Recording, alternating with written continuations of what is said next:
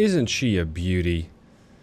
This is the type of ship that I thought I would be serving on. I had a poster of the ship on my door. I knew the specs. I visited them multiple times. Because this is a Dutch LC frigate. Yes, a Dutch ship. Finally, in the game.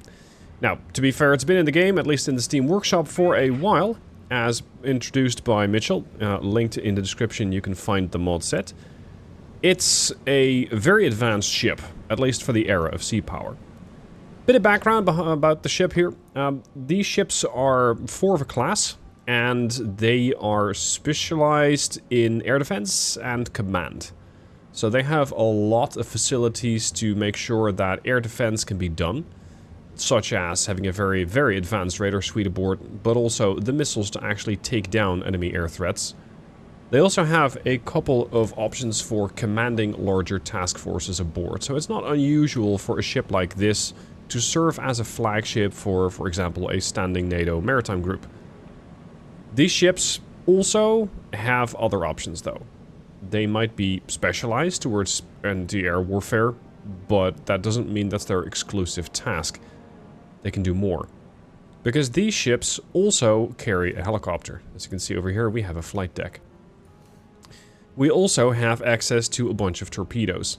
And combine that with also having a loadout in the form of a couple of harpoons, and all of a sudden you have lots and lots and lots of options aboard one ship.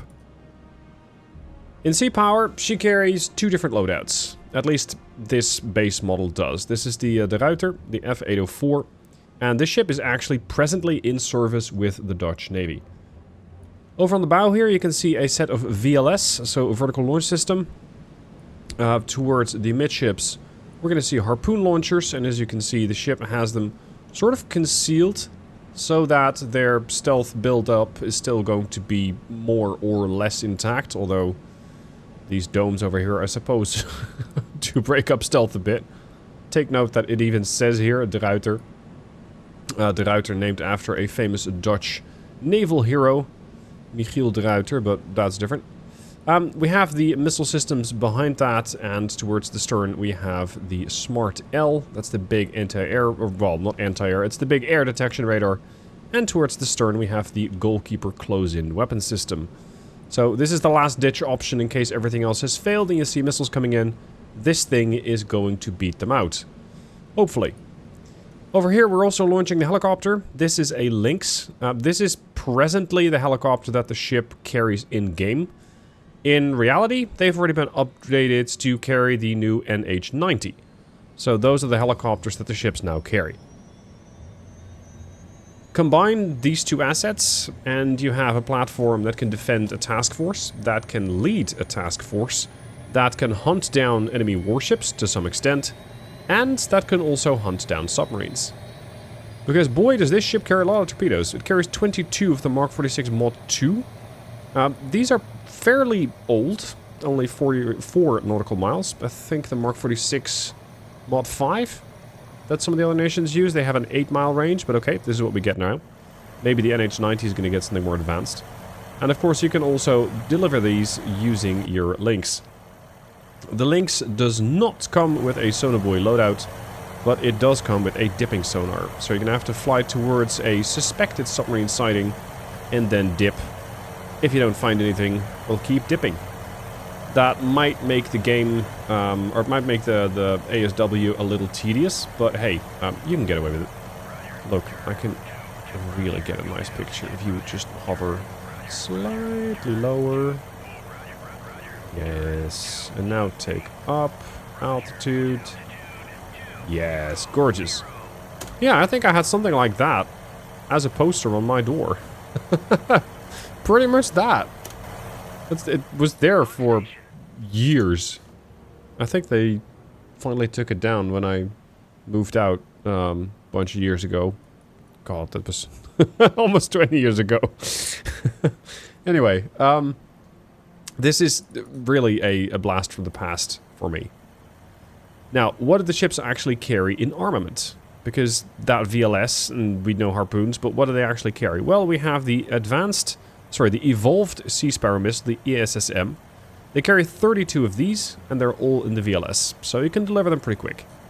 They have a range of 30 nautical miles with a maximum velocity of 2700 knots, so very capable at intercepting incoming missiles. Potentially not that good at incoming warships / incoming aircraft, because 30 miles is not that much.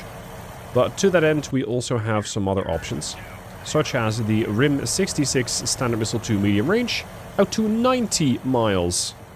Much better than the evolved Sea Sparrow missile. It is slightly slower, but hey, at 2500 knots you'll definitely intercept an aircraft. These things are carrying 32, but there is also a different loadout that focuses more heavily on this one, I think, or unless it's the other way around. It improves the loadout, I think, for the ESSM at the expense of this one. Aside from that, we got the Harpoon out to a range of 80 miles. Now, what I was able to find is that it says the ships currently are carrying the RGM-84 Foxtrot, which has supposedly much better range. And right now we're looking at 80 miles, which for sea power standards is still better than the standard 65 miles, but it's not extraordinary. We're also seeing some torpedoes. These, of course, are going to have to get shared with the helicopter. You even got a 127mm or 5-inch gun, such as over there. And we have the Sea-Whiz, which I don't believe is... Oh, it's US-made ammunition as used by the Goalkeeper. And the Goalkeeper, I believe, is a Dutch design from Tales. We even have offensive ECM here. Let's see if it has any decent range. Good lord. Yeah, about, what, 100 miles or so? That's a hefty level of range. Nah, it's not that good. It's about 65 miles. That's still very impressive and can definitely help keep your task force safe. We also carry noisemakers and some chaff. Interesting to note, these things carry more chaff launchers. This, unfortunately, doesn't mean that they reload any faster, but at least they can pop more chaff. And who knows, maybe more chaff is a little safer to use against incoming missiles. Now, there's also a new version of this ship, and you can see her over there. This is not it. Here she is. They still use the same model of the F804. This is actually the F805. This is Evertsen. And Evertsen has some slightly different weaponry. This is their Midlife update, or MLU. And these things now carry a different missile system. They carry the RAM, which is going to give you options against fast... Hold on. I'm thinking of a different system. It's a point defense system. My bad. I was thinking it was going to replace a surface-to-air missile. No, it's not. This is actually a close-in weapon system. After the sinking of the Israeli destroyer Eilot, the USN put out a requirement to increase ships' point defense capabilities. That was ultimately developed into Phalanx and RAM, the rolling airframe missile. Achieving IOC in 1991, RAM is now commonplace throughout the Western navies and is deployed on American amphibious ships carriers and a select number of surface combatants. This being one of them. And yes, we can see it up there on the bridge. So with that system, you're able to pretty quickly get rid of missiles. They have a maximum velocity of 960. Unfortunately, I don't think I can quite illustrate that, as you can't actually target anything with it. Well, I could target the links. Sorry. Sorry, dude. It's nothing you ever did, but I just wanted to test that missile system. Now, what else do we get? We get 60 of the evolved Sea Sparrow missiles, so that's a hefty loadout. And then we also get a couple of those 90-mile missiles. But something else that's been added is the Tomahawk. The Tomahawk anti-ship missile. This is the anti-ship missile system, so it's not the land attacker.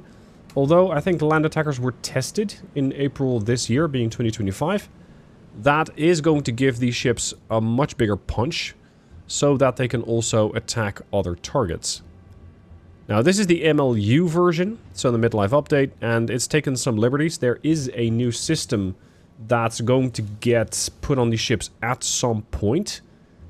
I don't think it's been decided which missile it is yet, but they will receive some new anti-ship missile to replace the Harpoon. And over here, that is the Naval Strike Missile, or the NSM. These things now have 130 miles of range. So substantially more than the Harpoon. Although, yes, there are some more advanced versions of the Harpoon and some of the Sea Power mods that give you better range. Aside from that, we're still carrying the torpedo here. We have 76mm dart. This is, I think, a short-range well, it's not anti-ground. The dart is a projectile system against aircraft and surface units, if you really want to try, that is. Can I target anything with that? Engage track 1, Yep. 0, 0, 1. Salvo hit track 1, 0, 0, 1. Oh, sorry, that's not the dart. That was the 5-inch gun. That was the new Leonardo. For the longest time, these ships didn't have this type of gun. They had a different design, such as the one you can now see over there, which I think was the Otto Breda 5-inch gun. And now they have moved on to this new Leonardo, which I'm not sure all the ships have been upgraded yet with, but they are definitely in the works. What, however, is that other weapon? The dart. Oh, there. It's on the helicopter. It's a rapid-fire gun. Oh, I suppose it's going to be useful. Ceasefire. Damage control. Holy moly. That did a lot of damage. Heavy hull damage. Okay, so that can pack a punch. Impressive. Other upgrades? Not really. I think this 5-inch gun is still essentially as good as the 5-inch gun that we had over here. So, not likely any change, but then again, I mean, a 5-inch gun, yeah, you might up the range, but I don't generally revert to 5-inch gun usage. Unless there is something amiss, such as I have run out of missiles, or missile systems have been destroyed, or it's 1975, and you're playing one of the new PLAN missions. As for the helicopter, I think they're still using... Oh, there we go. There's the NH-90. Let's roll that out on the helo deck and see what capabilities she has. Here she is. That's new NH-90. Yes, her tail rotor will unfold. At least I would rather hope it does. Click. Ready to go. Now this is more akin to what you can be familiar with from a Sea Sprite. We have 2 torpedoes. We have a couple of passive sonar buoys. We have active sonar buoys. We even have chaff to defend ourselves. And we still carry a dipping sonar. Isn't that nice? This is going to give you some much better capabilities, rather than having to use your links and rely on that dipping sonar to try and pursue contacts. Now, as for the capabilities of these ships, their radar is really good. They carry a couple of different ones. They got the active phased array radar, the APAR, out to 81 miles on paper. Again, horizon and sea power is critical. We also have the Smart L, that's that big radar on the stern, which has an 809-mile range. That's substantial. Now, as a bit of background, that air search radar, that Smart L, that's currently rotating, it was tested and has proven ballistic missile defense capability. These things can detect ballistic missiles very far away. And they have, in some exercises, actually been able to shoot down incoming ballistic missiles or direct other ships to shoot them down while they were detecting that missile with that radar. So a very impressive system. As for the others, we have some extraordinarily good sonar, out to 180 mile passive or 180 kilometer passive or 60 kilometer active range. Now there is a submarine around. But, hold on, is there a submarine around? No, I didn't add it in. For sea power, of course, this is ridiculous. But then again, this is a ship that was introduced in the early 2000s. So, relative to the era where you're normally at in sea power, which is about the 1980s, yeah, it's a bit different. It's much, much, much more advanced. And it's akin to what you have seen on, I think, one of the Italian ships that I covered a while ago. Now, this is not strictly about these ships. This is the Dutch Navy pack. And in that Navy pack are currently 2 other ships. So let's check those out as well. Oh, actually, let's check out if the Midlife update covers some better radar systems. Yeah, we got a better upgrade to the active phased array radar, which is over there in that big block upon their tower. carries 189 mile range. So, substantially better.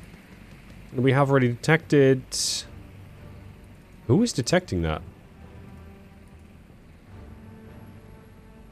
Your search radar is picking that up. But your search radar isn't even on. Secure the air search. Radar eyes. Right, what I suspect is happening is that we have this thing over here, the Scout Covert Surveillance Radar, which is detecting things out to 243, sorry, out to 24.3 miles. Unless their air search... Yeah, the air search can also pick up ground search, apparently. Yeah, it's an air and surface search radar. So, yeah, it can detect both. And it has. It's also picked up this aircraft. And let's just knock that thing down. Oh, really? It is just slightly too far away at 90 miles. And that thing is at 106. Moving on to one of the other ships that's in the Dutch mod pack, and this is it. This is an M-class frigate, an upgraded M-class frigate. M standing for multipurpose. In the Dutch Navy there used to be specializations. I think we also had an L frigate, but no more. The L frigates have been phased out, I think, a few decades ago. And the M frigate was one of the ships that we still have in service. I think we still have 2 of these. And they were superseded by the LCFs, so by these. Now, these M frigates are capable, I'd say, but not fantastically so. They are capable of doing a bit of everything. They have their close-in weapon system on the back, so they can defend themselves. They can engage other units, such as helicopters and aircraft, should they come into range, because it carries the Sea Sparrow. That Sea Sparrow is not necessarily always going to hit, and therein, at least in sea power, can lie the problem. Because that ship doesn't carry many of them. Thankfully you survived, you can cease fire. The ship now only carries 14 more Sea Sparrows. That is it. If you run out, tough luck. Tough luck, you're just done. So that does make the ship capable of defending itself and others, but marginally so. It does, however, have some offensive capabilities, such as the harpoons, RGM-84 Delta, so 80 mile range. It carries a 3-inch gun, to be exact, and it has torpedoes. We have an active variable depth sonar. We have, I think, decent arrays. We got the Smart S over here out of 220 miles for surface and air search. We got the Goalkeeper, which has its own radar. We have a Scout Covert Sensor. We have the LW08 out to 180 miles. And over here we have some other, let's say, assisting systems, such as the Sharp Eye, the Mirador Electro-Optical Mast, and the Variable Depth Sonar. It currently carries the Polynom. I think this is because it is still in work in progress. I'm not sure if this ship is actually fully functional. Also because it seems to launch those Sea Sparrow missiles right out of a place which, from what I could tell, doesn't have a launcher. So this is one of those ships that is still work in progress, much as that whole mod kit. Moving on to the last one, and that's the Jacob van Heemskerck. This is one of those older L-type frigates. And it was a guided missile frigate focusing heavily on anti-air duties. I don't believe it did much else than that. They had that very typical build, at least for me again, because I had posters of this thing in my room as well, with those Sea Sparrows on the bow. The Sea Sparrow in sea power has a problem that it launches 8 missiles and then it sits there for 30 minutes reloading. So you better signal to the enemy that you're going to take a time out. You don't want to get engaged for the next 30 minutes because you're a little busy trying to refit your ship. This one also carries the RIM 66 Standard Missile 1 medium range, which is only 25 miles, so it's a bit better. And to kind of show its age as well, it carries the standard RGM-84A harpoon, so the basic version. Again, we have torpedoes. I'm not sure if we can actually see the torpedo tubes. I don't think we can. Yeah, they kind of just tossed them overboard. There. I guess you could kind of see them there. There's 2 tubes there, 2 tubes there. And then we have the Sea Whiz on the stern there. noisemakers, chaff, and we do not carry a helicopter. So if you want to do ASW with this thing, your best option is to detect the enemy submarine and promptly turn the other way and go floor it. Because you really do not want to fight a submarine with this ship, as you would have to close to 4-mile range, at which point most submarines, well, barring the lowest tech, would probably kill you. I, for one, am happy to see these ships in the game. If you want to deploy them in a scenario, you will need something that is rather advanced. Because otherwise these ships might be very overpowered. Especially with their various sensor systems. They'll detect things very, very far away. And that might cause issues with then having, for example, ships get engaged before they can even shoot back. And yes, I'm calling that a problem because it's a game. If you want to have a more realistic version, then yeah, you could definitely detect things early and try to kill them as quickly as possible. But in Sea Power, this thing is too advanced for a standard scenario. So don't mod this thing into a scenario where you, for example, have to escort the convoy to Narvik because you're just way too advanced. That again, could be fun. Now, that's it for now for the Dutch mod pack. I'm saying for now because it's work in progress and more units are planned on being added. Such as a landing platform dock that we're using, ocean-going patrol vessels or OPVs, submarines, and the Tromp-class air defense frigate.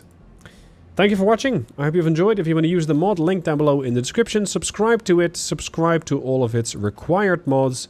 Be sure to activate all of those, and please take note when installing Anchor Chain and Sea Lifter, because you need them both. Thank you for watching. I hope you've enjoyed, and I'll see you soon for more Sea Power.